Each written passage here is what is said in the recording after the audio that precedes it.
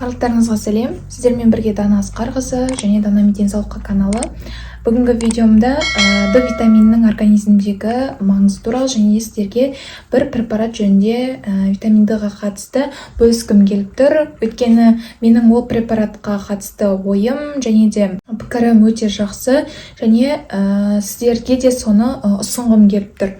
Жалпы витамин D деп отырғанымыз организмде өте көптеген функцияларды орындайтын витаминдердің біріне жатады. Ол майда еритін витаминдердің қатарына жатады. Өзі де майлы консистенциялы болады. Ол витаминдерге жалпы майлы топқа жататын майда еритін витаминдерге А, Д және Е, К витаминдер жатады. Жалпы витамин D-ның организмдегі рөлі өте зор. Оларға айта кететін болсам, біріншіден ол сүйектің қызметіне және де біздің тісіміздің дұрыс дамуына, одан қалды сүйектердің дұрыс дамуына, тез сынбауына, сынғыштығының азаюына өте жақсы әсер етеді. Жалпы витамин D организмдегі кальцийдің сіңірілуіне жақсы көмектеседі. Екінші пайдасы бұл инфекциямен күрес. Егер де организмімізде бізде көп суық тиюге бейім болса, немесе көп ауыра беретін болсақ, онда сізге осы витамин D-ны ұсынатын едім.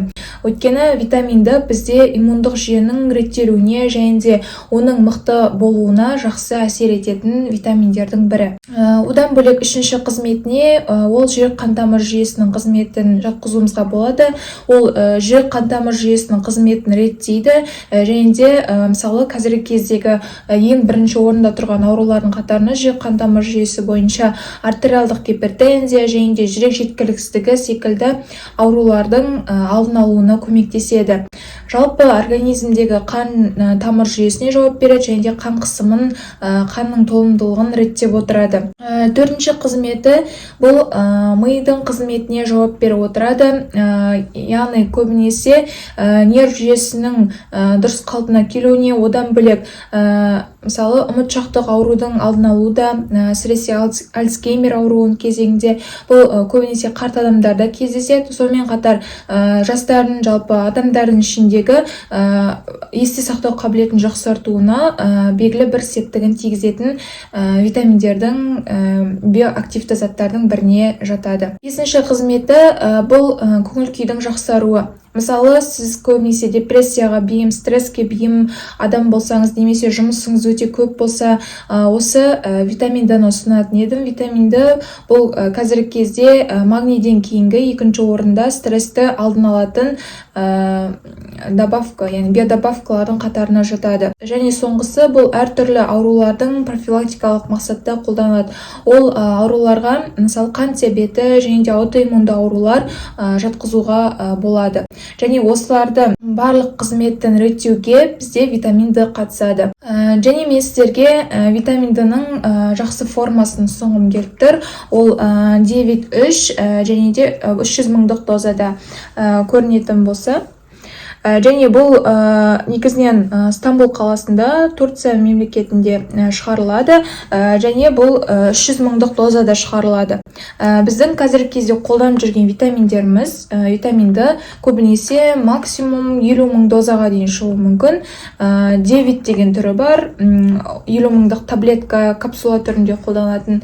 Олардан да тиімдірек осы инъекция түрін деп айтсам болады.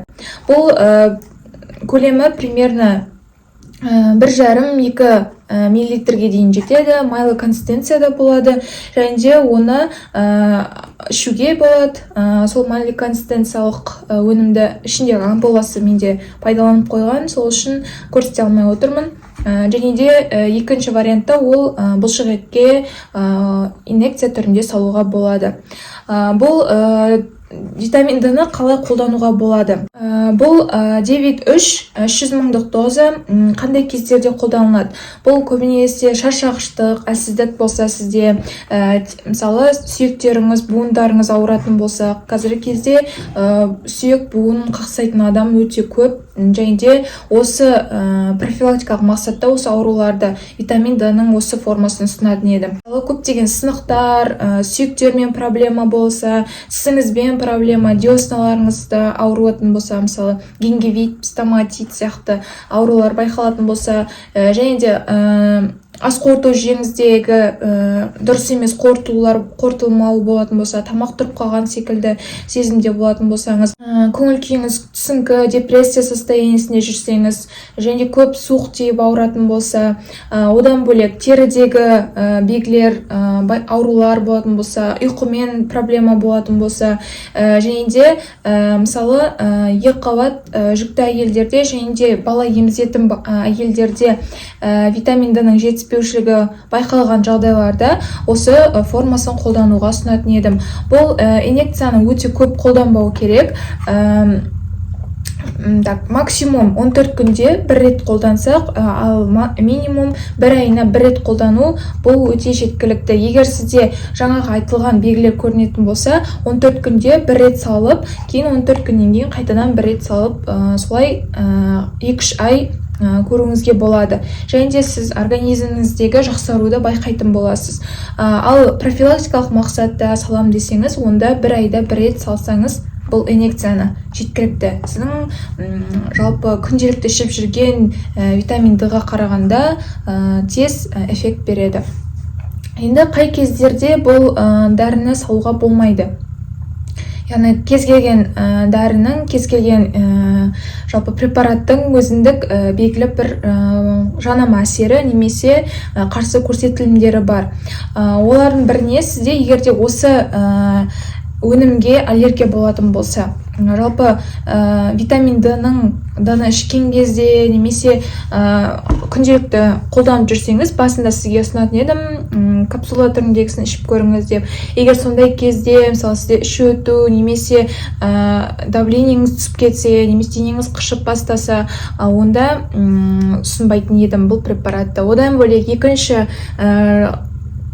қарсы көрсетілімге бұл жағдай гипервитаминоз. Сізде витамин Д-ның мөлшері өте көп болса организмде, онда қарсы көрсетілімге жатады. Оны қалай білеміз? Яғни анализ арқылы. Анализге Д витаминге анализ тапсырамын деп биохимиялық анализге ұсынсаңыз, сіздің организміңіздегі витамин Д-ның мөлшерін шығарып береді. Соған қарай сіз өзіңіз организмдегі витамин Д бар ма, жоқ па, көп па, аз ба деген сияқты біле аласыз. Және гиперкальцемия болған жағдай, яғни кальцийдің деңгейі организмде жоғарылаған кезде, одан бөлек жаңағыдай зәрде немесе бүйректе тас болған жағдайда, және де балаларға, жүкті әйелдерге және де бала емізетін әйелдерге дәрігердің рұқсатымен қолданған дұрыс. Өйткені сіз бірінші анализ тапсырып барып, витамин Д-ның мөлшерін білуіңіз керек, және де жетісе ма, жетіспей ма соған қарай отырып, дәрігер сізге бұл препаратты тағайындайтын болады. Бұны өз дәрігеріңізбен кеңесіп барып қолданыңыздар. Бірақ та бұл көп процент адамдарға өте жақсы әсер етеді. Бұны қалай заказ беремін десеңіздер, негізінен көбінесе Турциядан келеді аптекаларда, және де Алматыда бірең-сараң аптекаларда ғана сатылады. Егер де бұл витамин сіздерге керек болса, онда комментарийға жазыңыздар. Мен сіздерге көмектесе аламын. Бұл витаминді қалай алу керек, және де қалай қолдану керек жайында өзімнің жаңағыдай консультация десем болады, соны айтып бере аламын. Назарларыңызға рахмет. Сіздерге видео түсінікті болды және де ұнады деген сенімдемін. Егер видео ұнаса, лайк басыңыздар, комментарий қалдырыңыздар, және де арнама тіркеліп қойыңыздар. Келесі видеоларда жүздескенше сау болыңыздар.